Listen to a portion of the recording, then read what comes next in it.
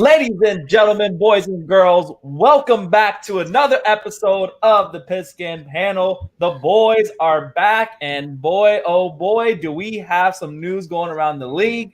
But first, before we get into that, I just want to give a shout out to all of our loving fans. We just, again, every episode, we just want to say thank you so much for supporting the podcast, sharing, liking, contacting us on all the social medias, giving your praise, as well as being on with us live when we do our live shows here. Sorry for being this a little bit late. I know we usually run this at 8 o'clock on the dot, but we have some technical difficulties. I'll take blame for myself. I should have been coming home earlier, got stopped by a train, but hey, I'll take the full blame there.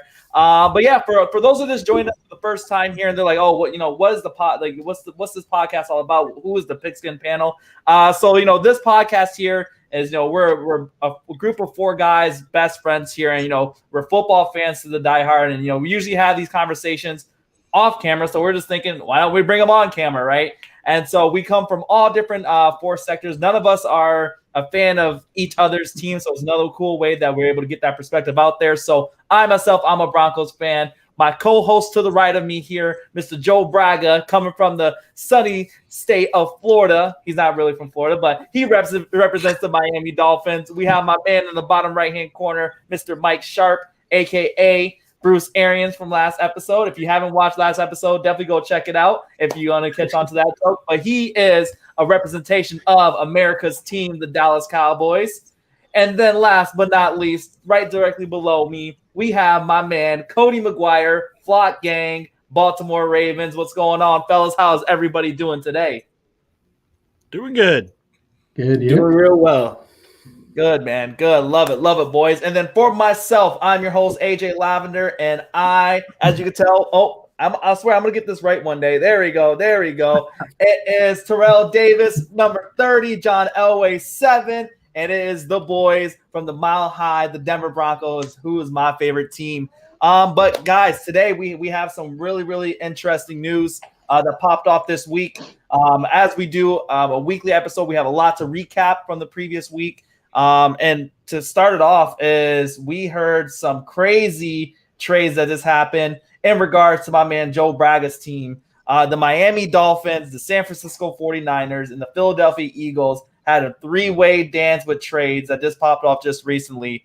So to kind of give a quick recap of what happened, if you don't know what happened here. So we had the Miami Dolphins at the 3rd pick overall. We had the Philadelphia Eagles at the number 6, and then we had the San Francisco 49ers at number 12. San Francisco looks like they might be eyeing someone that is going to be highly regarded, so they end up trading the Miami Dolphins their 12th overall pick, their 2022 first-round pick, their 2023 first-round pick, and a third-round pick to move up to Miami's 3rd. And then literally right after, about 2 minutes later, the Philadelphia Eagles trade their 6th overall pick to the Dolphins for the Dolphins' 12th and the 2022 first overall pick. So just to get it started here, I want to give my man Joe Braga's reaction to this as being a Dolphins fan. How do you feel about it? I know there's some Dolphins fans that are kind of relieved because it shows that Tua's our guy. We might be looking at a wide receiver from moving this a little bit up. As you know, right now, the prime 1, 2, 3 looks like it's going to be the quarterbacks. Joe, what do you think?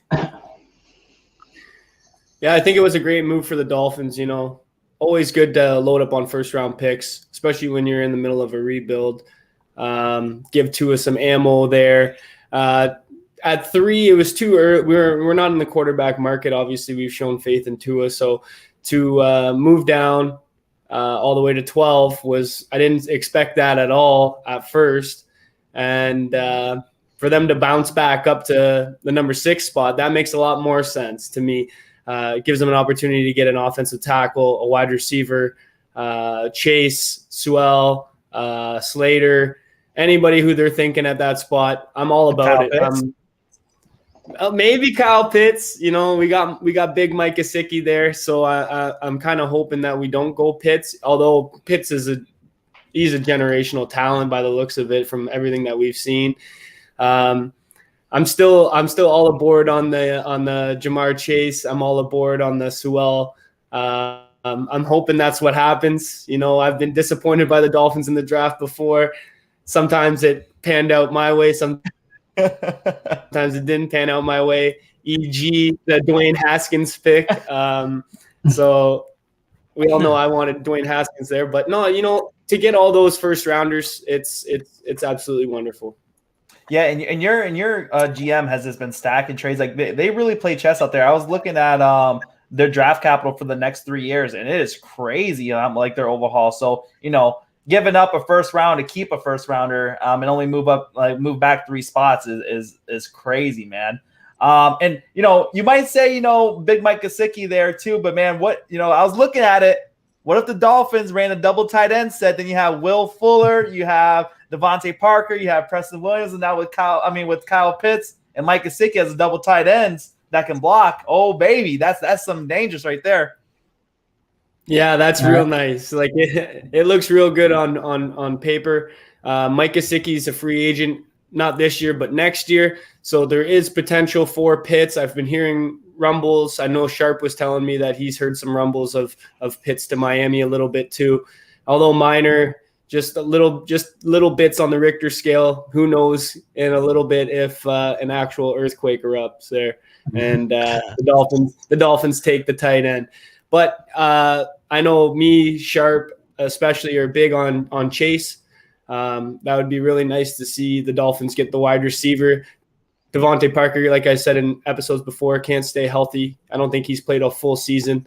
Preston Williams, back-to-back years where he's missed tons of games, although very talented. Will Fuller going to miss week 1 with the PED suspension. Right. He's got hamstring issues also in the past. He's looking to prove people wrong on the 1-year deal. But, yeah, we'll see what happens in Dolphin land. But Chase is probably my ideal pick, if not Sewell. Yeah. On my picks that I wrote for what team of Miami, the Eagles, and the Niners, the guys that were involved in this trade, I actually wrote down that I actually do think Miami will take Pitts because I think he's the best player between him and the 3 wide receivers. Oh yeah, without a doubt. Like I think if you look at it just by talent wise, I have Kyle Pitts as the second most talented player in this draft. Like behind Trevor Lawrence, I have Kyle Pitts as the second greatest talent in this draft. Like the guy is just remarkable. The other thing you got to realize too with Pitts is he's not a wide receiver, so he's not having number 1 corners on him where Chase will. Like Pitts is going to be unguardable. He was unguardable in Florida, like in NCAA. So you're going to have either a linebacker or maybe the nickel corner on him if you don't have a slot receiver in certain sets. So to have a linebacker cover Kyle Pitts, that ain't no easy feat, man. Like that's gonna be tricky. So I would like Pitts at 6 or Sewell. Sewell will be good too because I honestly think the Bengals might take Chase. I know Burrow's really, really gunning for the Bengals to take Chase. I know Sewell and Slater would be the easy pick, obviously, because you need to protect Burrow. But I mean, they got Reef in the offseason for a year. They still have Jonah Williams there at tackle. So they got tackles for this year. And there's still some really good, or should be some really good options in the second round for tackles that they could go if they want to go that way. But to pass up on Chase, if you have that familiarity with Burrow, it's got to be hard to do that and to convince your fan base that tackle's the way they want to go. Big time. The reason I like Pitts to Miami is we talk about all the time. Like as a Ravens fan, I can speak to this. Andrews lines up in the slot all the time. So It's not like you can't just put Pitts in the slot and use him really as a wide receiver. We talk about Evan Ingram not even being a tight end. Meanwhile, he just went to the Pro Bowl as a tight end, right? So, I mean, just because he's a tight end, you can't line him up in the slot. Yeah. Well, yeah, because especially like with tight ends, like if they're going to line up in the slot, they're going to have a nickel corner on them, which is usually a smaller cornerback, right? So that's a matchup nightmare. Dude, like Kyle Pitts is 6'6". 240 that runs a 4.4. Like, yeah. So I mean, that's you're not going to find two bigger targets for Tua to throw to than those two guys. No, those are some good safety blankets. But like the whole scheme of things with that trade, I love it as a Cowboys fan because now we control the fate of the NFC East for the first round because they got the Giants and the Eagles behind us now. So I mean, if say Pitts were to slip to 10, we could trade back, or we could just go, hey, screw it, let's just take them. So our offense is that much better, that much more dynamic, and it's a player that I could see the Giants and the Eagles wanting. So it could just be a big screw you to them, which I would love. Hey man, if somehow first if we pass up on Kyle Pitts because we're right before you at number 9, I'll be like ripping a Raven. If it's Justin Fields that we give, we pass aside Kyle Pitts for, then I'm fine. We'll talk about him a little bit later down the show. But man, if he slipped and landed in Cowboy land, like you talking about a dynamic offense, good grief. Like Amari Cooper, Gallup, CeeDee Lamb, and then you'd have Kyle Pitts with Zeke. Man, that'd just be ridiculous. That honestly be disgusting. Zeke, Pollard, you would have no excuse to put up points, and if you do, you just have to sell the whole team at that point. Yeah. Well, that's the main interesting thing about this, San Fran going to 3. Like obviously it's for a quarterback, right? If they go Jones or Lance, the Broncos are on the phone for number 4. They're going up for Fields for sure. Yeah. There's no way they're going to stay at 9. That too. But Falcons would never trade to the Panthers because you don't want to trade divisionally, right? I think the only one they would trade to is the Broncos because they're not going too far back, and the Falcons they have more needs, and that Matt Ryan contract, you can't get out of that too easy. So I don't, as much as they would like to probably take Fields or another quarterback, I don't see them doing it. I think they would rather take draft capital, move back at 9, take like a Micah Parsons or something like that, or a Surtain. Like they need corner help too. And safety help. They just lost 2 of them, so. Yeah, so I see them doing that maybe instead of drafting at 4. Like I'd honestly at this point be surprised if the Falcons draft at 4. I see them moving back. And like I said, I will be happier than a pig. Like I'm on the Drew Lock. Like you guys know, I love Drew. I love his potential. Like I said, he got rid of Justin Fields. He's not. No. That's what he's not. Justin Fields. Like Justin Fields is incredibly special. But before we get on to the Justin Fields talk, one of the main movers, like the big thing that controlled this whole thing, right, was San Fran moving up to 3. Now with them moving up to 3, what do you guys think they have in mind? Do you think they have one person in mind that they're really like, all right, we know Trevor Lawrence is going to be number 1. Urban Meyer came out and said, surprise, breaking news, NFL, we're going after T-Law, which is, I think anybody could have said that going back a year ago and start of the season. And then with Zach Wilson, his pro day, the Jets, I think they handed in their card that night. So who do you guys think San Fran really has as their lock at number 3? Because you'd have to move up saying either we have some really good intel that our guy is going to be up there, or we have basically the same grade for a Zach Wilson or a Trey Lance, Mack Jones, whoever it may be. Especially considering what really kind of intrigued me today was, watching the pro day. And the pro days today, we had 2 pro days, right? We had Alabama's pro day and Ohio State's going at the same time. So you can only be at one place at a time, right? So, and today we had Mack Jones' second pro day, so a second throwing. And then we had Justin Fields' first pro day. And Kyle Shanahan and John Lynch decided to go to Mack Jones' second throwing day instead of Justin Fields' first. So could it be the surprise of the draft that San Fran is really looking at Mack Jones at 3? I don't think so. For me personally, I think that's a smokescreen. From what I've seen from both quarterbacks, I gotta go Fields. Ran a 4.4, second fastest 40 since RG3, I believe, is what I read. And Mack Because Lamar didn't do a 40 on his, right? No. Right. I think he would have been he did up there. like a. Lamar would have been a 4.3. Like I think Cody posted something about that. It was like a 4.36 or something like that. 4.34 with turf toe. Yeah, that's crazy. That's ridiculous. Yeah. He can definitely run faster than a 4.3, I think, from what we've seen. Yeah. 4.34 anyway. But Mack Jones, in his first pro day, he was underthrowing people on the deep throws. I seen one today of the exact same thing. I can't see him moving up for the guy. For me personally, I'm going with Fields. From what I've seen today alone, let alone some of his tape. I think he's a special talent, and I think he has a bright future in this league. I just don't get it. Like, to mortgage your future for Mack Jones just does not make any sense for me. Like that, because like I think it was Daniel Jeremiah that said like he's hearing Mack Jones at 3. Like it has to be San Fran smoke screening, because that makes absolutely no sense. You don't like, because you could probably honestly get him at 12 or move up to like Dallas at 10 to get him if you really wanted him. You wouldn't do that 12 to 3 to go get Mack Jones. There's no way. I don't know. We said no way. Chicago fans right now are pitchforking right now because we would have thought no way. AJ,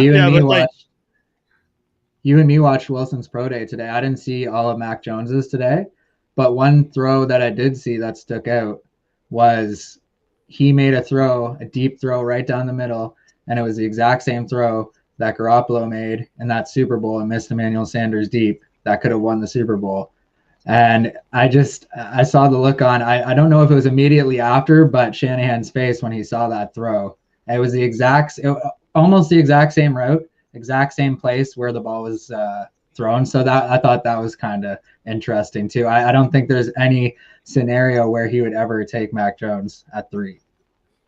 Yeah, the thing is, I like, man, it's so tough now because like there's been a lot of hype about this Trey Lance kid too. And like he's raw, but man, the kid has potential too. Not at 3. That's way too high. I like Trey Lance if he can sit for 2 years. Yeah, that's the thing. He has to sit. Yeah, I could potentially see. I know that different from what Sharp was saying that the Atlanta Falcons could move down, but I could see them taking Mack Jones potentially. Yeah. I don't think they're going quarterback. I think they'd rather stockpile picks. What do you guys think? The team that gets lost in all this that nobody's talking about is the Panthers. They're clearly not committing to Teddy Bridgewater. What do you guys think they're going to do? I think they're hoping for someone to slip. Just take their pocket.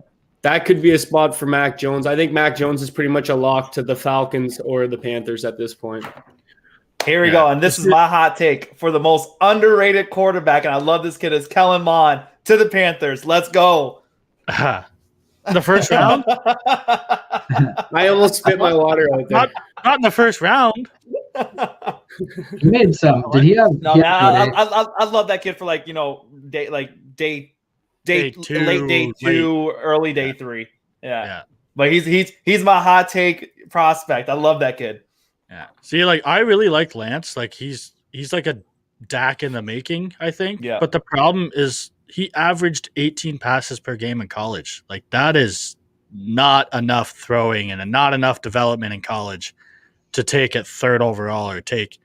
Like he's going to go in the top 10 probably, but I think it's still going to be a reach because he's going to have to sit and you're going to have to hope that he develops the way you want him to develop. Mm-hmm. Yeah. I was reading something like he only has thrown like 300 passes in college or something like that. Yeah, not even, I don't think. Yeah, it was less, I think, than that.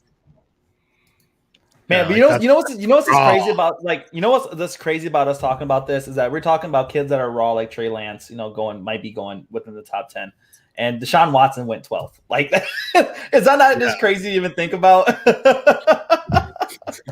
That's coming off a national championship too. Yeah. Just absolutely ridiculous. They're just at a premium every year. Like every year we go into the draft and we're like, oh, there'll be 2 guys in the top 10. And then every year recently, a ton of quarterbacks end up going because you need a good quarterback. If you don't have one, your team's you're not going to win anything. That's why I think you see more flops than not, because teams keep reaching for quarterbacks because they feel like they need a quarterback. But it's like, just take the best player that's there. You don't need to reach for a quarterback if that's like, not all of them work out, and especially in the top 10, like there's not very many that are more or bust than not. Right. Yeah. Exactly. Well, like we were saying before, man. We have this prospect, man, and he's looking like he's going to be the next top prolific quarterback, man. Justin Fields is built the right way, thick body, fast, accurate, power. Like, I was watching his pro day today, man, and it was arguably one of the most impressive pro days I think I've seen.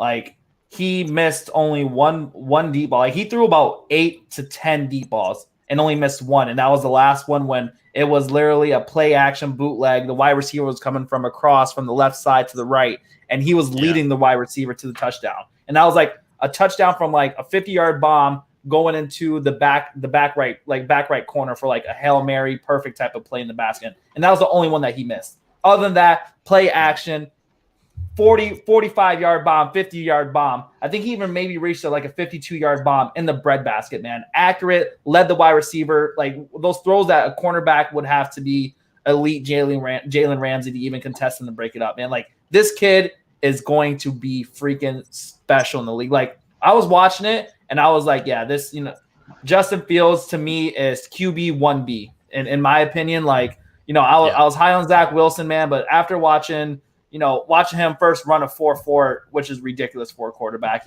That's Lamar, going to Lamar type of speed. And to have now the passing ability, it's ridiculous, man. It's absolutely insane. I know, Sharpie, man, you're an OSU fan, so you've seen him all year. Like, I know you've been raving about him from like day one from the season started. Now, like, how does this solidify it even more for you?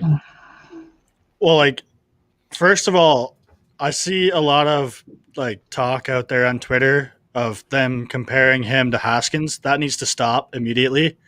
He's not anywhere near Haskins. He doesn't play the same style as Haskins. He's a lot better than Haskins was. So let's stop that there, because there's no conversation to be had. It's not even close. Fields is much better. Anyways, like this whole time, I thought Fields was the second best quarterback. I still think he's the second best quarterback.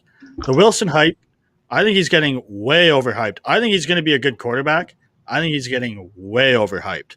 Like, when he threw that off-balance throw in his pro day and everyone went nuts, Fields did the exact same thing today. Same play. Yeah. And like, but oh no, Wilson's the only one who can throw that. Like, get out of here with that. Fields played way better competition all year, destroyed Clemson's defense, destroyed Penn State's defense. Like, this kid is something different, man. Like, I don't think you would take him over Lawrence, but I think it's a longer conversation than you'd think. But yeah, like, to me, if I was the Jets, I'd take Fields over Wilson. Yeah. But I understand why they want to take Wilson, because of the hype, and they want to rebrand their team and stuff like that. But if Fields goes to San Fran, that's an absolute home run for San Fran. That's a perfect fit for me. Oh, man. Brandon Ayuk, Deebo Samuel, George Kittle, Raheem Mostert. Oh, my. And look at the guys you just named. Mostert's one of the fastest, if not the fastest, running back in the NFL. Kittle is arguably the fastest tight end in the NFL. Ayuk and Deebo are both two of the fastest wide receivers in the NFL. And then with the Kyle Shanahan offense. And then Fields running a 4.4.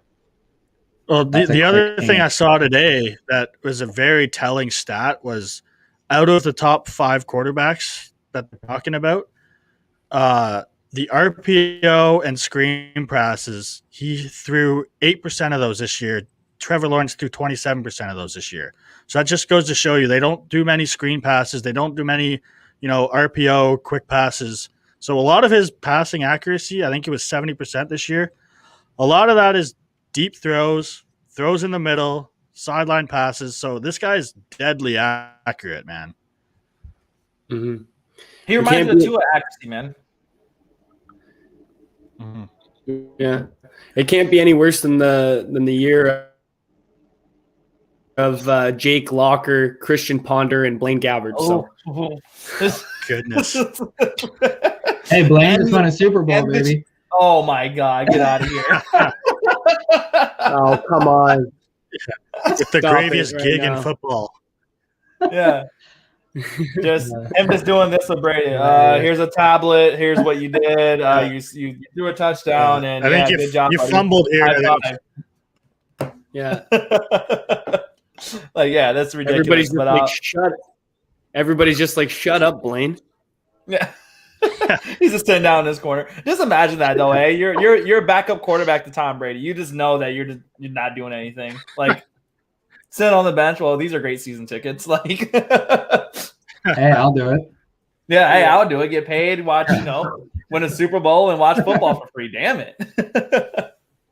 But going forward here, boys, we had some breaking news that went around the league, and it's gonna it's the name of the title here for this podcast, and it's gonna change NFL forever. It's one of the biggest changes since I believe it was 1976 when the NFL first added more games to the schedule, and then NFL just announced that they're going to be going to a 17-game schedule from the 16. And it's been very controversial. We've seen NFL players rip and rave about it. I know Alvin Kamara has been very public spoken about it, how, he is not in favor of it, how NFL players right now, they risk so much already playing 16 games. And I agree with them. It's such a tough to tell because, football is arguably one of the most toughest sports to play with, probably one of the most injury-prone sports. Like, for instance, if you're a running back, your main objective every game is to get tackled. Like, that's not fun at all. It's the most unnatural sport for your body. Yeah, other than probably like boxing or some shit like that, right? But it's really, getting punched in the face, you don't really want to do that all the time. But but yeah, 17 games, as fans, okay, yeah, it's cool, it's awesome. We get one more game. Of course, we're all football fans. We love to see it, but coming from perspective of a player and stuff like that, kind of sucks. Owners, on the other hand, they're loving it because they're going to get paid. But yeah, I just want to get your guys' thoughts on it. I don't know. Do you guys like the situation? Do you not like it? Do you think we should have stayed 16? Do you think we should have went backwards? What are your guys' thoughts about it? I think it's a pretty bad idea. I think a lot of people are going to get hurt. I think that, I don't know if you saw this, but they are taking out one of the preseasons. So now there's only 3 preseason games. So you can't even evaluate your own players as well as you used to be able to do. You can wipe out all the records from the 16-game season because they get an extra game. Like, they're all meaningless now. Yeah, it's brutal. Yeah, so should we actually right now should we put on some FanDuel stuff? Like, record's going to be set, QB quarterback passer rating is going to be set. That's true. The biggest odds on that. Just like, even you look at the receiving yards record, Calvin Johnson, I think it's like 1,960. One more game, he's breaking it and getting 2,000, right? So now if somebody gets 2,000, it's just a completely different situation, right? Derrick Henry just broke 2K in 16 games. Like, the records are kind of meaningless now, which isn't really fun. Yeah, I mean, you could say that after the 14 went to 16 too, though. All those guys would be like, oh, well, my records are my records, and now it's a different record because it's 16 games instead of 14. But yeah, like, out of like the aspect of, if other than like money for the NFL, like, I don't like, what's the point? Have they said anything of like why they're doing this other than just it generates money? Like, yeah, because like our man Braden. Like our man Brady said, big shout out to Brady in the comment section. He said it's all about the money, boys. Extend the extra game after, which is true. They just signed that new huge TV deal, and now they're extending the extra game. I think it's easy to see why they did this. And and that's the thing. That's the only reason. And like, that's why the players are mad, because there's no benefit for them. Mm-hmm. Yeah, because literally they're playing the extra game now. Now if you really look at their contracts, like game per game, now they're going to pay less. Yeah. Now probably would we be seeing something like in the NBA, or might be seeing some load management, players taking off games now and saying, hey, Well, that's the thing. Like, do I'm you do that at hurt. week 16 still, or week 15 still? Or you do it in week 16 now? Yeah, like Or analytics too would be 16 kind of game. different now, right? Yeah, 100%. now like everything shifts. I don't know, Joel. What do you think about it, man? I think it is what it is, right? Like it's happened before where they've changed things, and it's going to happen eventually again sometime down the line. It says here that the players' share of league revenue, which has been 47%, was scheduled to rise to 48% starting with the 2021 league year. Includes a media kicker that applies once the league goes to a 17-game regular season schedule. So the players are going to get more money. It's just how it's going to get divided and how much the players are going to get. League reported $15 billion in revenue, so we'll see what happens with all that. But it's going to 17 games. It is what it is. I feel bad for the players, especially running backs, especially defenses that are on the field a lot, offenses that are on the field a lot. Guys are going to get hurt, yes. It's only one extra game, but I don't know. It's hard to say right now. We kind of got to see how it goes this year, and then we can judge how next year will be after that. That's true, man. That's facts. Yeah, might as well just do a test and play, right? And then, as I see before, we have my man Donnie Monaz coming in. He says that TV money is going to make Dak's contract look tiny. And yeah, hey, yes, I know sir. Sharky might be liking that. Yes, sir. I know Patrick Mahomes, after just doing that, giving away some of the money, he's probably going to be knocking back saying, hey, I want my $500 million back. I want to restructure, but I want to go up. Yeah. Yeah. Oh, and then speaking of teams too around the league, Cody, going down to the Flock game. You guys got your wide receiver finally signed up. Sammy Watkins is now a Flock game. We got a wide receiver. Scraping that barrel. There he is. Well, for the ones for the viewers the viewers that are listening to this on Spotify and Apple Podcasts, Bragg was just giving the big old thumbs down. Not a fan of it. But Cody, man, like, what do you think about it? You've been hoping for a free agent wide receiver. He was the big name. He was, with the Bills, a monster wide receiver. We seen him live when we went to the Dolphins game in the Bills. When he went to KC, being that supplementary wide receiver that was dynamic before McCole Hartman and them got involved. So he has the production, he has the skill, he has the proven talent to be that possession wide receiver, where one of the biggest struggles for you guys was, that 3rd and 5, that 3rd and 4, where you need maybe that wide receiver just to catch it, just give you those yards to move the chains. He can be that guy if he stays healthy. And hopefully, taking off less of a lead, having Hollywood as that more of that burner where he can just be more of that reliable wide receiver. What do you think about that, Cody? I don't know. Like it's a weird situation because he wasn't our first option. He wasn't our second option, and he probably wasn't even our third option. But at the same time, I don't really think anyone's too upset about it, which is very rare, actually. Like usually if I'm a team and I don't get my first, second, or third option, I'm pissed. But we can't. We're not in the situation that we can be mad about signing Sammy Watkins because he's a proven wide receiver when he plays, which isn't all that often. But when he does play, he is good. And in that Super Bowl run, he had, I have it here, 14 of 18 targets for 288 and a touchdown in 3 games.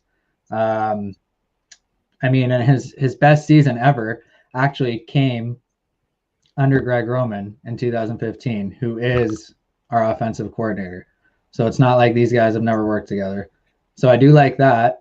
And I like the fact that we're not paying him a whole lot of money either. It's $5 million with a $1 million incentive, right? So if he works out, great. And if he doesn't, then there's not really a whole lot to say about it, right? The one thing I will say about it is, can any of you believe that he's 27 years old? Because I thought I thought Sammy Watkins was like 31, and I looked up and he's 27. He's got a body of a 36-year-old, which blew me away. I would never have guessed he was only 27 years old. So, maybe he can catch on with the team like he did with Roman and Buffalo and stay with us. Maybe get him for cheap for a couple of years. I don't know. I like him as a complimentary piece, though, and he's a lot better than what we had. He's a lot better than Willie Snead. Nobody's going to sit here and say that Willie Snead's better than Sammy Watkins because he's not. Nobody's going to say that He's Miles been your Boykin best receiver the last 2 years, though. no 200 disrespect yards. to Willie, but I mean, he's not better than Sammy Watkins. He's just not. Neither is Miles Boykin, who's maybe going to convert to a tight end. And then look at Prochet and Duvernay. I mean, these guys are kick returner, special teams guys right now, punt returners. I mean, they could be good, but we have no idea. At least Sammy Watkins, when he plays, is proven. That's what I do like about it, and I'm pretty content with signing him. I'm not excited about it, but I'm definitely not pissed about it either.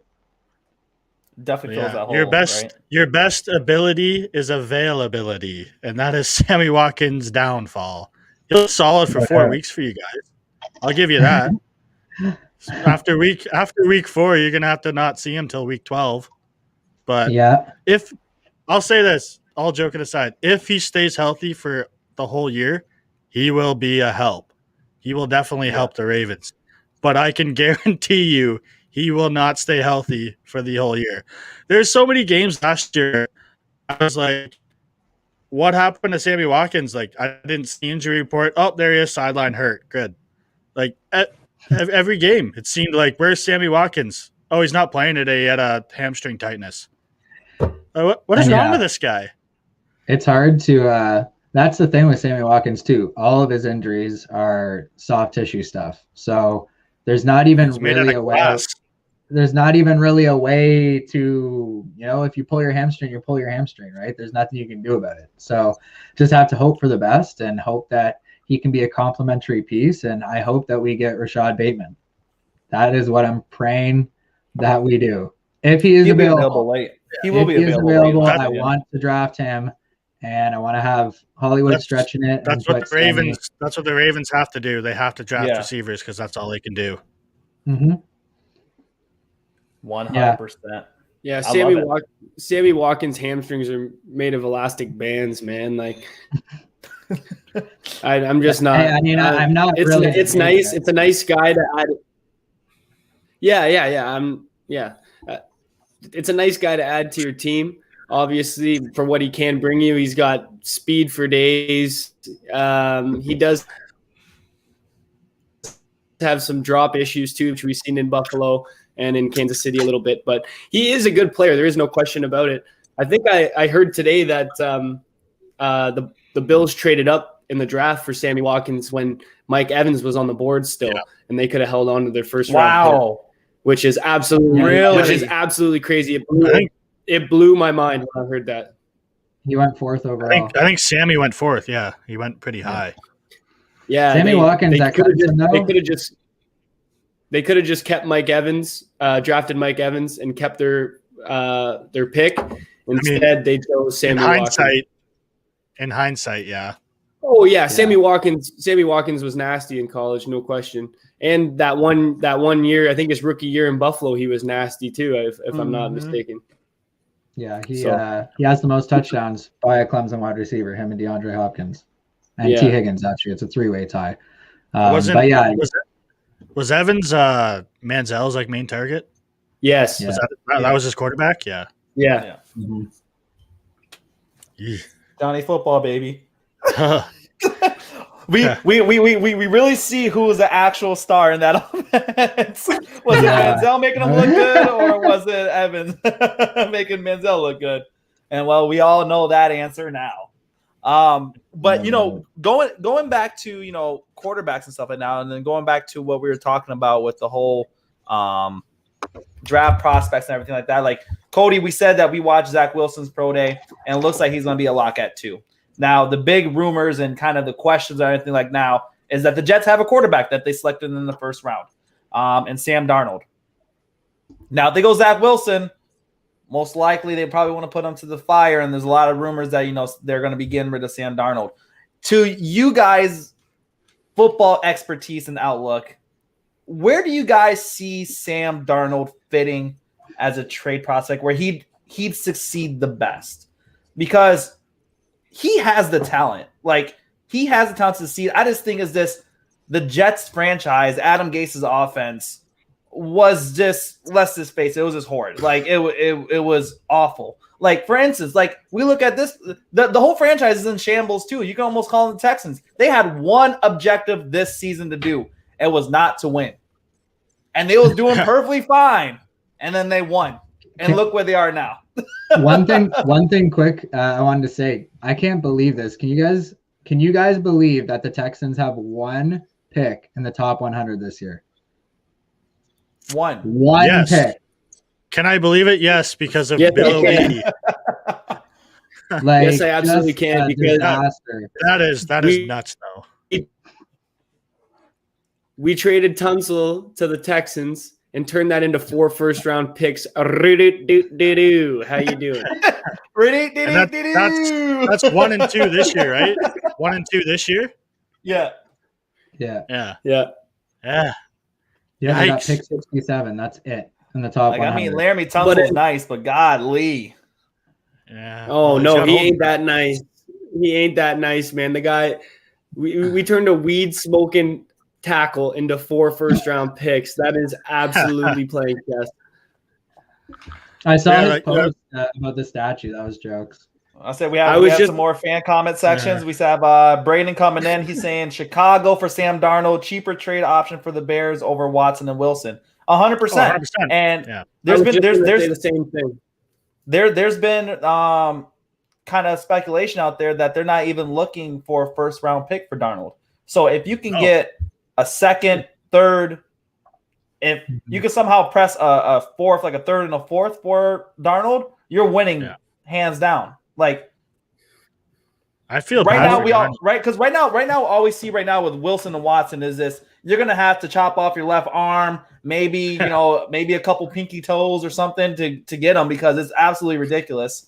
So something like that, to take a shot at them, if you're giving up a late day 2, early day 3 for a former top 10 quarterback, let's say top 5 quarterback, that's a knockout home run. But Joe, you're gonna agree with Braden there? I was 100% gonna agree with Braden. I've talked to him about it already. I think that's a no-brainer move for the Bears. They should definitely make that trade. Andy Dalton is just a free agent ad. It's not anything that you're investing in. Sam Darnold's got to be 23 years old, 24 maybe. Like, the guy's got lots of time. Yeah. Lots of quarterbacks take their time in this league to get to where they should be. And I've seen Sam Darnold make some throws where I'm just like, wow, that's nice. He's a nice quarterback. Another team that you could put in there is maybe the Washington football team to make a sneaky trade. Ryan Fitzpatrick's, I'm sure, is only a 1-year thing. If not, he's a backup year 2 if he signs another deal there. I think Sam Darnold would be perfect in that offense also, with the weapons, with the old line. That's the opportunity. The Bears or the Redskins or the Washington football team give him the best opportunity to be successful right now anyway. Man, if I'm Darnold, I'm pissed right now, because this is the year, this free agency, they finally went out and got some weapons, and this is the year they want to trade them. It's like, if I was in, I'm like, where the hell was this year 1 and 2 and 3 for me? Why the hell are you going out and getting all these guys now, and then you want to move on from me? Like, that doesn't make any sense. The whole point of drafting Darnold 3rd overall was to build around him, and then they never did. And then they go out in this offseason and get guys, and then I want to get rid of them. Like, what are you doing? That's typical Jets organization. Oh, yeah. Well, that's the thing. Like, if Wilson goes there, like, now you're going to do the same thing with him? You're going to start adding, tackles and linemen, maybe a receiver in the first round in the future drafts, or are you just going to screw with him now too? Like, the Jets need to figure it out. I mean, the Jets also did win a football game last year, so that Trevor Lawrence did not opt back in.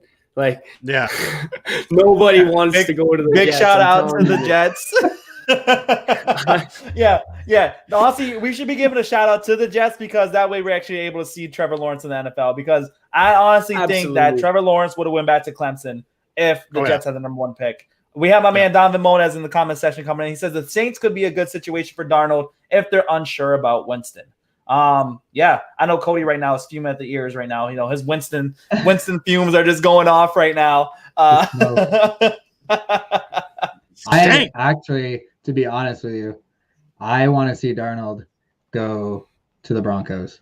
If the Broncos don't get Fields or they don't get somebody in this draft, why not throw a 2nd-round pick at the Jets and say, hey, here, give us Darnold. You got him to sit there. If he's going to succeed with Salah, defensive guy in New York Jets, why can't he succeed with Fangio, a defensive guy on Denver, right? There's way more weapons to succeed there too. He's got a defense behind him.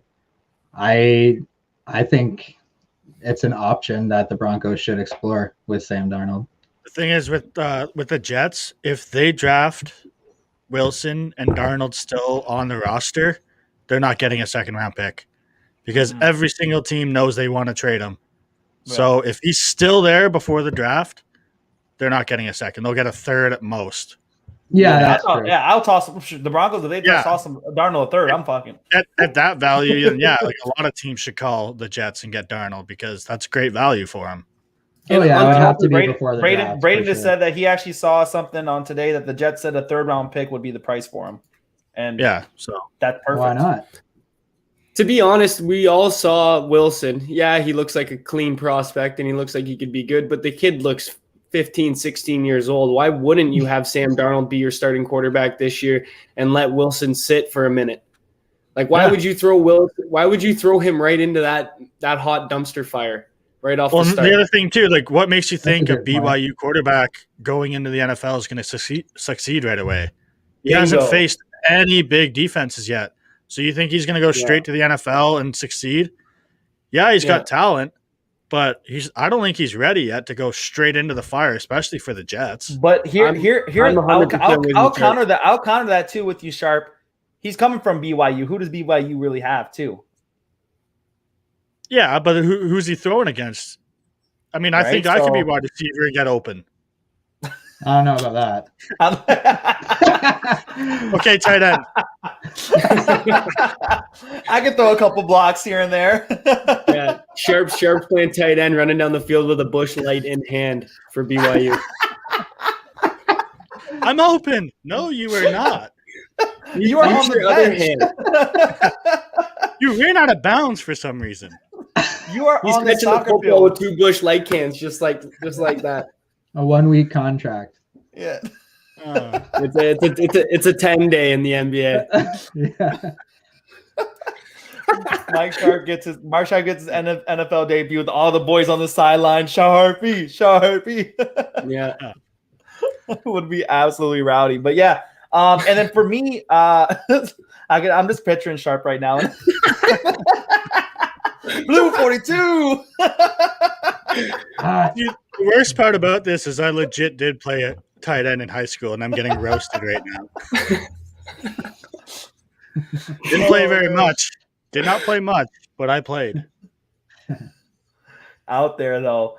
And then for me, where I think he'd succeed at, and it's as hateful as going to be, would be the Patriots, man. Like, I honestly think, a 1 year with Cam Newton, they give Darnold a shot, man. I think he'd succeed. Again, Belichick being the quote unquote quarterback systematic type of play system. I think you just fit Darnold in there, just let his talent do what he does or whatever. You're not expected to do much. You have the talent. If you use the talent, that's good. And then you just succeed with Belichick. I think that's where he'd probably thrive. For me, like I said, it'd be awesome. For me, I was super high on him coming out of USC. I wanted the Broncos to get him, of course, but we had different options at that time. Trevor Siemian, but yeah, yeah, not bad. A great backup quarterback, and she's not bad. That's pushing it still. Yeah, but I honestly would love him at the Broncos as that quarterback challenge for Drew. And it'll be one of those things too, where if Drew beats him out, Drew beat him out. If he doesn't, exactly, you know what I mean? Competition. for a third round pick too, something that's, we're going to be looking at maybe a running back at 3, maybe like a Michael Carter. So to be able to get a prospect quarterback for that type of pick, I would be happy with it for sure. Mm-hmm. Love it. Sam Darnold's he's fine. He's got a good arm, and he's actually a lot more mobile than people give him credit for also. Yeah. He's had zero help his entire time there. Like he's going to be fine if he goes somewhere else. Number 1 wide receiver he's had is Jamison Crowder that whole time. Like he's a good player, but I mean, like, come on. He's not a number 1 in anyone. Yeah. If it is true that all they want is a third for Darnold, it's really unbelievable that the Bears haven't already called and said, "Yeah, you sure you don't want a fourth too? Like here, just throwing it out." Yeah, just scary. That's such a great fit, but they've already backed themselves in a corner. They got Foles and Dalton. They can't really just cut one of them because the dead money's going to be ridiculous. Bring it in Foles was their worst mistake, man. Yeah, I mean they can probably cut Foles, but there's a lot of money left, I think. Oh, well, if anything, if you're going to trade Darnold, maybe Foles could go the other way along with a draft pick.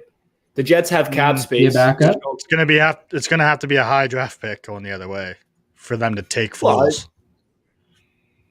A third plus Foles is better than a third. And he's probably only got 1 year left.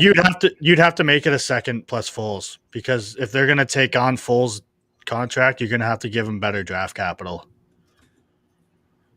Yeah, maybe. Which that's why it's scary to do that. Like Foles, they're screwed with Foles, I think. Yeah, that's a good point though, Sharp. I forgot that Foles is even there, to be honest. That's why signing Dalton didn't really make any sense. Now they got 2 guys that are average quarterbacks battling it out. Yeah, definitely. Awesome. So now going into the later rounds of our episode today, we have our game show, which is going to be called Guess That. And last week we had Guess That quarterback, and then the man in the bottom right-hand corner came back to win the challenge. So my man Cody McGuire won the quarterback after Mike Sharp had a dominating lead over the competition. So this is how he looked like an idiot. After getting absolutely roasted, he comes back and wins it. Loved it. And this time is going to be Guess That wide receiver. And the way we're going to do it this time, last time what we did was we just had the first person to shout out the name got the point. This time we're going to make it more interactive. That way everybody gets a shot. So what we're going to do is I'm going to name off the question. You guys are going to have 30 seconds. So I'm going to play the 30-second clipped round. And then when we come back, you have to hold up what you have. And then if the answer is right, you guys get a point. And we're going to be keeping the points. So whoever has the most points at the end wins, as well as everybody listening and watching it live or listen on Spotify. Bring yourself into, put it in the comment section on who you think is the wide receiver that I'm speaking of. And let's see, maybe you'll beat out the panel. Let's see. If you can beat out the panel, we might bring you on and might replace one of these guys. So who knows? Oh, no. Pressure's on. All right, guys. So you guys are ready? You have your pen and paper. People watching live, you have your pen and paper, or I guess you can't even see. I'm an idiot. So you ready to type in your answer, I should say? All right, guys. So guess that wide receiver. And we're, this one's easy. So if you guys get it wrong, I think you just have to get kicked out the panel. All right. So the first guess that wide receiver. This Hall of Fame wide receiver is regarded as the greatest wide receiver of all time. He's a 3-time Super Bowl champion, 6-time receiving yard champion, and owns the record for most receiving yards of all time. Who is that wide receiver?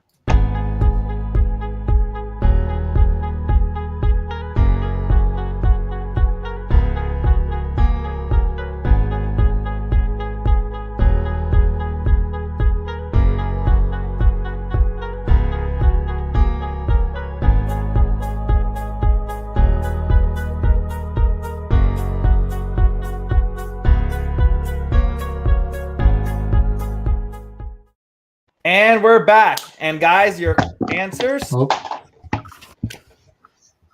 Jerry Rice. Jerry Rice is correct. So I'm glad you boys got that right. Good God. I'll say if you guys got that wrong, kicked off. oh man, you guys are gonna have to get gassed. I was gonna write Brian Hartline. Miami legend. It's an absolute dud. Just get out. Just get out. Rashad Perriman. Oh no. All Sammy right, so Watkins. and then hopefully you guys in the comments say, "Oh, geez, the shots already." Come on. Joe Let him couldn't play. let it be one episode. Can't let him play one game. All right, so we got ones across the board. Jerry Rice was the correct answer. Jerry Rice is a Hall of Fame that's regarded as the greatest wide receiver of all time. Second question, round 2. So this wide receiver had an insane year, eclipsing 1,698 yards, and wasn't the wide receiver leader for receiving yards. Who is that wide receiver?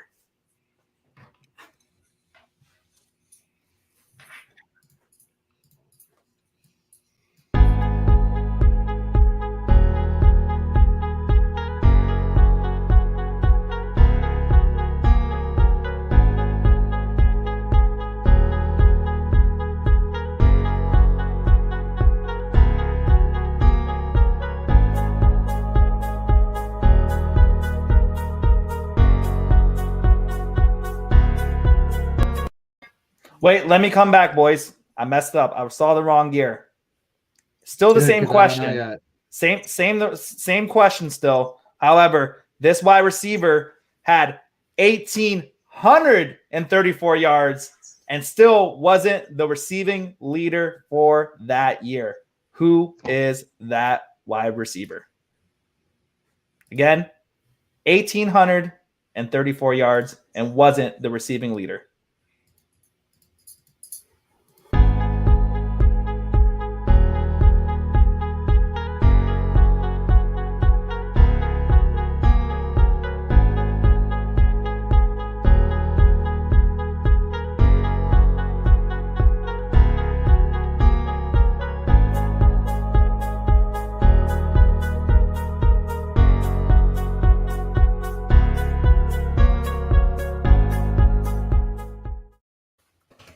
All right.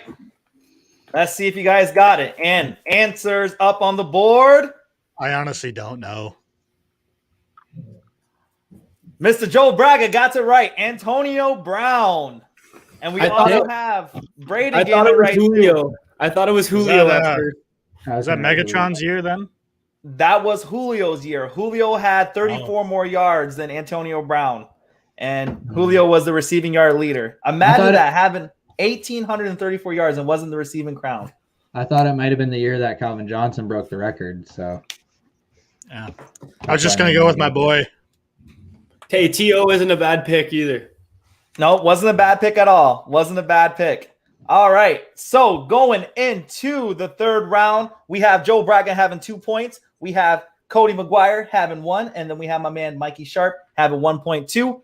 Going into the third question here, this wide receiver almost eclipsed 2,000 yards and was the closest, having a total amount of 1,964 yards in one season. Who is that wide receiver?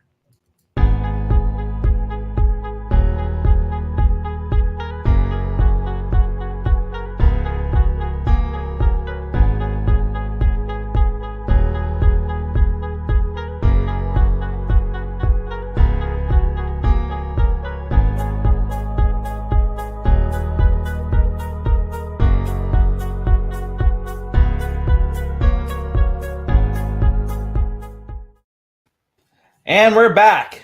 And the answer is, who is Megatron? Mr. Calvin Johnson. And we have my man Donnie Monez in the comment section guessing Calvin too. So yeah, Calvin is the closest wide receiver to eclipse 2,000 yards in one season. He could have eclipsed it. However, I believe, if I remember correct, in the last game, they benched him in the fourth quarter or something like that. No. Yeah. So only the Detroit Lions. Yeah, so That's I would have give you a shovel pass. let me embarrassing, run man. this. Yeah, Mhm. ridiculous. Absolutely No, ridiculous. No wonder he retired early. Especially Yeah. since no one's ever done it either. Like And pretty big gutty. shout out to Calvin Megatron Johnson, Hall of Famer. Well deserved, even for a short career. One of the greatest wide receivers we've ever seen. No question. Played Mr. with the Detroit Thanksgiving. Lions, and he made the Detroit Lions the face of the of the league for a little bit. I remember seeing him on Thanksgiving against the Eagles, triple coverage, and still coming down with them. I'm like, This what is roasted. going on? This absolutely roasting. Every Thanksgiving. He was made differently. Yeah. We talk about being built different. Woo-wee! To the point where everybody's trying to find that next Megatron. And, the Steelers are hoping they found him with Chase Claypool here. But going into our next question here. In 2008, this wide receiver arguably had the most clutch catch in NFL postseason history. Who is that wide receiver?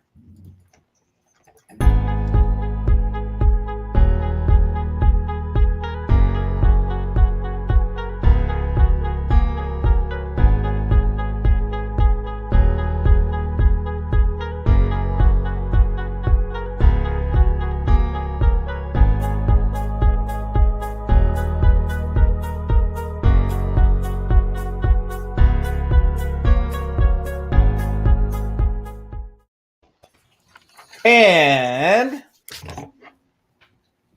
we have Santonio Holmes. No, Santonio Holmes is not the answer. The answer is David Tyree in the 2008 Super Bowl, which is arguably known as The helmet catch. And we are tied up 3 each for the boys going into the next round here. Joel is shaking your head, man. You're shaking your head. You say you're disappointed. How did I not get that? Oh, hey, Donovan's catching your trail. He said David Tyree. Uh-oh, Joel. We might have found a new fan. I almost erased Tyree and wrote Santonio Holmes, to be fair. Yep. Probably He did should have one. Yeah. Yeah. All right. So going into the next question, this one's going to be a hard one. You guys are going to have to think a little bit.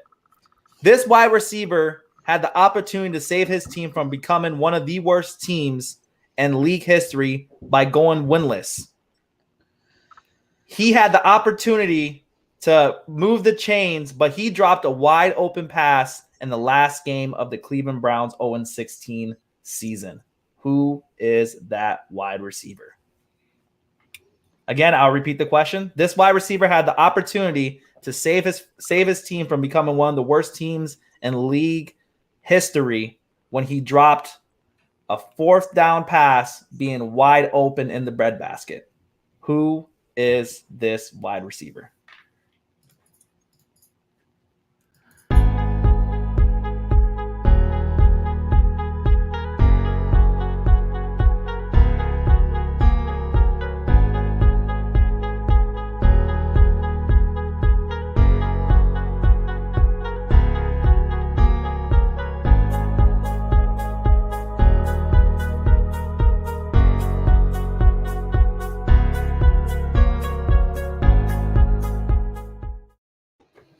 Time is up, and what do you guys put down? Could not think of anyone. I don't know. We have Flash Gordon, Byron Edwards, Hartline. Unfortunately, all 3 of those are wrong. The wide receiver I was looking for was Corey Coleman. Dropped a wide open pass on 4th down to save his team from going winless. Wow. And he didn't. And then we all know what happened then. However, with this type of play led to where the Browns are today. So Browns fans think they're in a better place right now. So it might be one of the greatest things that ever happened to them. So we're still tied at 3-3 going into the next question. And again, like I said, these are getting a little bit harder. So this wide receiver has the most receiving yards and touchdown receptions by an undrafted player of all time.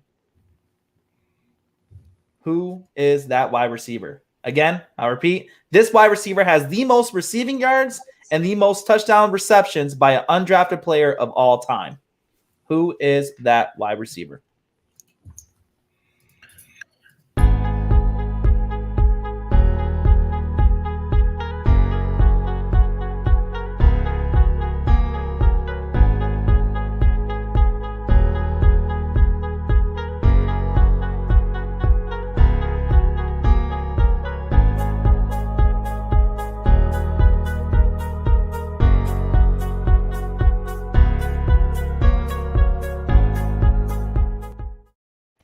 Time is up. This shows my confidence. I don't know. Isaac Bruce. I'm pretty sure this guy was drafted. We got Julian Edelman. We have Donovan Mona saying Randy Moss. We have Joel saying Rod Smith. And Joel is right. The Denver Bronco, my favorite player from Denver, Rod Smith. Was Isaac Bruce drafted? Am I like completely off here? Or is he a late he round was pick? drafted, wasn't he? I'm pretty sure remember. Edelman was drafted as a quarterback. No? I don't even know. Wasn't He was a play quarterback in college. In college, but he was Isaac drafted- Bruce was drafted 33rd pick overall, so second round. Oh, so I am way off. Right on. So Joel has 4 points. Cody has 3. Sharpie has 3. Going into the next question here. So this wide receiver came into the league by storm, setting the wide receiver rookie receiving record, 1,400 yards, beating Anquan Boldin's 2003 record. Who is this rookie wide receiver? Again, this wide receiver came into the league by storm. By the end of the season, he surpassed Anquan Boldin's rookie receiving record. Who is that wide receiver?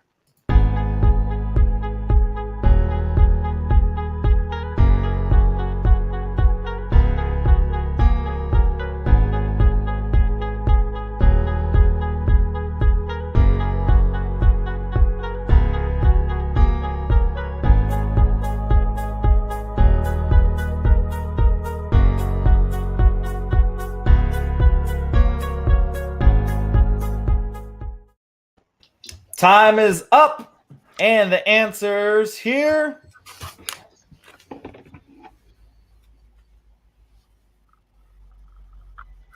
We have Braden DeLima 2 coming in, and yes, it is Justin Jefferson this year, came into the league. Let's go. Set the record rookie receiving yards of 1,400 yards.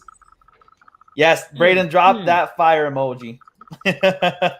Yes, JJ came in and was tearing it up. So Sharpie gets 4 points. So we have right now Joel with 4 points, Sharpie with 4 points, and Cody with 3. Our quarterback expert is not looking good right now. We'll see. Going into the next question here, we have this slot wide receiver is a fan favorite. He is a team leader in the locker room, Super Bowl champion, and is the most recent Super Bowl MVP for wide receiver. Who is this wideout? Again, I'll repeat the question. This slot wide receiver is a fan favorite, team leader, and a Super Bowl champion, and he is the most recent Super Bowl MVP for wide receiver. Who is this wideout?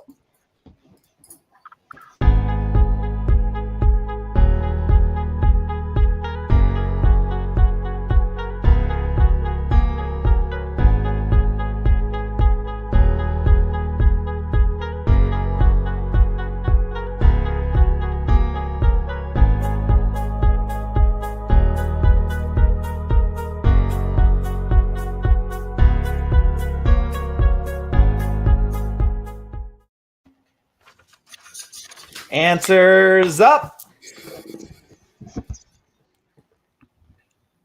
Yes, everybody got it right. Julian Edelman is that slot wide receiver who is a team leader, Super Bowl champion, leader locker room fan favorite. I clearly spelled it wrong. Right on. Oh, God. Wow, you shouldn't have pointed that out. Oh, God. Grammar doesn't count, right? And then again, we're going to have Guess Sharp's beer because he's been into one tonight.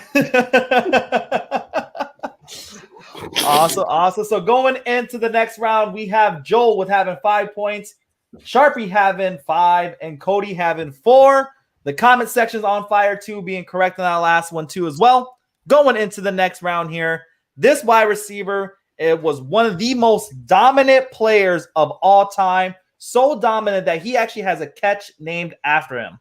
Who is this wide receiver? Again, I'll repeat. This wide receiver was one of the most dominating wide receivers of all time. So dominant that he actually has a catch named after him. Who is this wide receiver?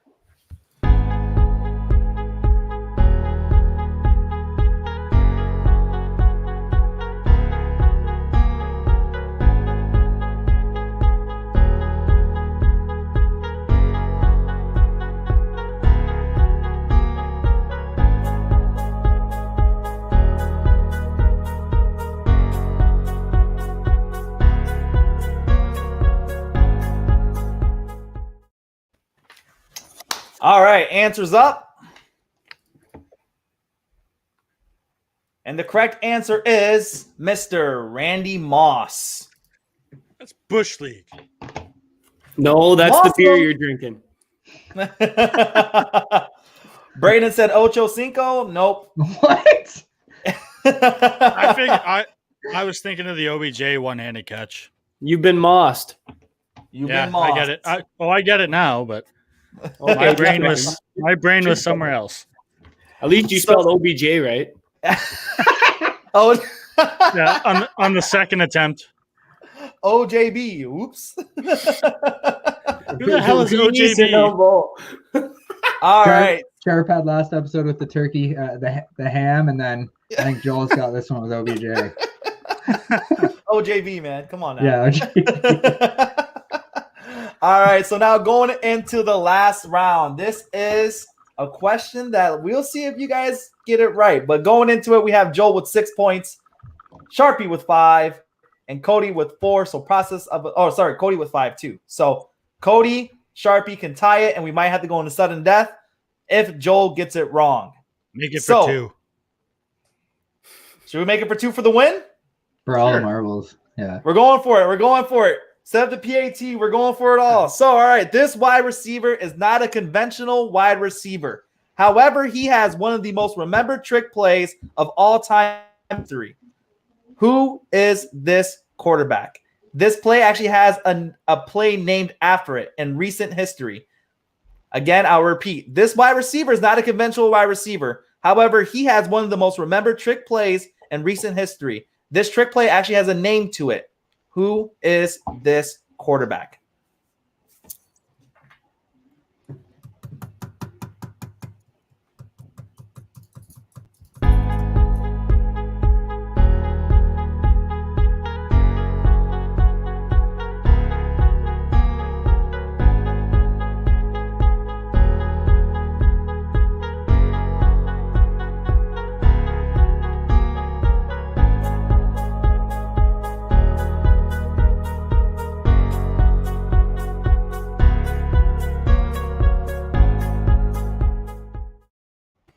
All right. Time is up. And the panel, what is your... I went blank. I couldn't even think of one. Oh, Right. man. Okay, we'll give you 10 more seconds. Can you Okay. say I'll reread the question. I'll reread the question. So this wide receiver is not a conventional wide receiver. However, he has one of the most remembered trick plays in recent NFL history. And it was a touchdown catch. And this trick play actually has a name to it. Who is this wide receiver? And I'll give you guys 10 seconds. 10, 9, 8, 7, 6, 5, 4, 3, 2. Again, this is for all the marbles. 1 time. All right, flip them over, boys. Dude from the Broncos. Joel says me. Cody. He has. Oh, Cody gets it right, but he didn't get the wide receiver, so no point. No point. I thought it I thought it was a Philly special. The comment section gets it right. It was Nick Foles with the Philly special. The comment section gets it right. Oh my God, I'm an idiot. Nick Foles is not a conventional wide receiver, but he got a touchdown catch with the Philly special to win. I was thinking of the Super guy Bowl. throwing the ball. Damn it. Same. That's exactly what I was trying to do. That's why I said he has the touchdown catch. Told you guys it was a trick one. It was a tricky one. Well played. Shocking, it tricked me. Have another one. There it is. That's what we're talking about, Sharpies. So who threw the Philly special? That's actually a great question. Let's see. That's what I was trying to guess, because that's what I figured it was, but I guess D-Jax. Trey Burton. Trey Burton threw it. Yeah. What? Wow. Crazy. So with the tally, we have Cody with 5 points, Sharpie with 5 points, and the wide receiver expert of this game is me, Joel Braga. Congratulations, brother. And, big shout out to the comment section, Donovan Monez, as well as Brandon DeLima. They came out, they balled out, getting a lot of questions right, too. I think they might have been up there with they might be up there with 5 points themselves, too, as well. But, guys, again, while we close up this, this another episode of the Pigskin Panel, I just definitely wanted to give everybody that watches our channel, watches the podcast, whether it be on Spotify, Apple Podcasts, whether it be on YouTube, live with us. We truly do appreciate every single one of you guys. It's really awesome to have this type of platform just to have fun with the guys, talk about football, one of our favorite sports like we usually do, especially with, the restrictions that we have. Me being long distance now, it's awesome just to hang out with the fellas, shoot the shit, and just have a good time. So, just want to give you a shout out to all of our fans out there watching. It's the reason why we do this, as well as just want to give a shout out to the Pigskin Panel again. But before we go off here again, Sharpie, you have to just show them the glass just to give a sight of what it might look like today. It is light again. Sharpie, what was last week's beer? That was Bud Light. It was Bud Light. So we have Busch Light. I will give a hint though. This one is a craft beer. Ooh. So we get some crazy. Now, is it one of those crazy name craft beers, or is it a well-known craft beer? Let's kind of give them a hint a little there. It's a local one to Ontario. A local Ontario craft beer. So there we go, That's guys. As far as I'll go. It's lighter. It's a craft beer, and it's from Ontario. So there you go. Put it in the comment sections, and we'll announce who is the winner from there. But, guys, again, if you did like today's podcast, definitely give us a thumbs up. It definitely helps the YouTube algorithms. Or if you're on Spotify and Apple Podcasts, definitely download our podcast. Again, it just helps the algorithms push out our content more to other football lovers of the same that want to listen to this. 4 friends talking shit. We're not experts by any means, but it's just awesome to have our own opinions about football, where we think things are going to happen. And if anything does come out of it, hey, that's just a bonus on top. Again, if you do like this, again, make sure you subscribe to our channel too on YouTube, and tune in every Tuesday at 8:00 p.m. Eastern Standard Time to view with us live. That way, if you want to, ask the panel any questions, or if you just want to interact with us during the game, our little quiz game too as well, have some fun with us. Definitely want to do that too as well. And then also, lastly, show some love on our social media platforms, right? So we do have Twitter, Instagram, Facebook. They're all at the Pigskin Panel. If you're watching this on YouTube right now, you see it. Cody, his tag under Cody McGuire is the Pigskin Panel. So we're all controlling that. So definitely interact with us there. Give us some ideas of things that you guys want to hear us talk about, or things that's going around the league. Definitely interact with us. We love the fan interaction. But before we sign off here, do you guys want to just give anything to the viewers? Yes, I do. Oh boy, Bruce Arians is here. Oh, shout out! Check out the new company that I got going here. It's called Extraordinary Average, and we make extraordinary clothing for your everyday average person. Be sure to check it out, extraordinarily-average.ca, and click away. Love it. Definitely support my man Mike Sharp and his new business with his business partner there. Yeah, it looks awesome, man. I love it. If you guys watching it right now on YouTube, you see the E and the A. It looks dope. It looks fresh and this clean, bro. So I love it, man. Definitely gonna be supporting you there out. Cody, what about yourself, my man? Yeah, just that the pod's been fun, and Maybe if some viewers could throw out some things that they'd like us to talk about, that'd be great. I know AJ kind of comes up with kind of an itinerary each week and then kind of throws it at us. It'd be nice if we could maybe have some like input, I guess, on what to talk about. I guess that's what I would say. I love it. And, before we go on from shitty here, can we just give my man a shout out right fast? Like, if you guys watched episode 1, Cody was like using, a LG Rumor 3 as his as his camera and his mic. You can see boop. Cody, Robotron, blah, blah, blah, blah. But man, you're looking clean. You're sounding good, man. That's awesome. You got your Yeti mic and everything like that. As well as my man Joe, he also has a Yeti, improving the mic quality for the content for the guys. But Joe, do you want to give anything to the viewers? Just thanks for tuning in. It's always every episode gets better and better, and hopefully by the time the draft starts and the league starts, we'll have some premium content for you, and it'll be very exciting every single week. It is already, but as soon as the draft comes and as soon as the league starts, it gets even more exciting. So this is just the beginning of great things. I love it. And, that's something Stay tuned for our mock draft in the next few weeks. That's 100%. Right. We're definitely going to be making some mock drafts here where we go through each person, going over individual teams and see where we can go through there. But this is another thing that we want to start doing too, going into the future is we want to start talking shit about the Packers. No, I'm just joking. To all of our cheeseheads here, big shout out to Donnie. He's a big cheesehead. But yeah, that's another thing too, that one thing that we might want to start looking into is, getting our fans on the podcast, maybe for about a good 5-15 minutes. That way you just, express things about your team that maybe we have no information about or we might not know. Again, it's just a way that we can give back to our fan and our communities by bringing you guys on and having your 15 minutes of fame there. And then we have Braden here. He says, are you guys doing mock drafts live prior to the draft? Yes, we are going to be doing a live mock draft. Or do you guys want to do it live, or do you guys want to do it pre-recorded? Live, buddy. Let's do it live. We'll do it live for the fans. The first round.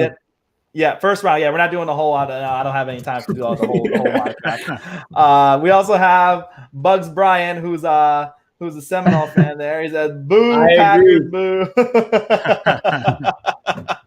Bugs, I miss you, buddy.